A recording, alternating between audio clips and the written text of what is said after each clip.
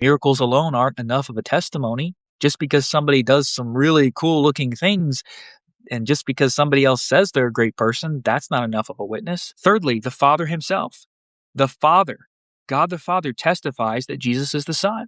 And that is the crux of it. Jesus does this by folding into his next one, which is, how has the Father spoken? Nobody has ever seen him. They've now seen his form. So how do they know God the Father has spoken? Through the testimony of the scriptures, through prophecy that said hundreds, thousands of years before that Jesus would come. And Jesus keeps fulfilling every single one of these prophecies to a T. That's the Father's witness.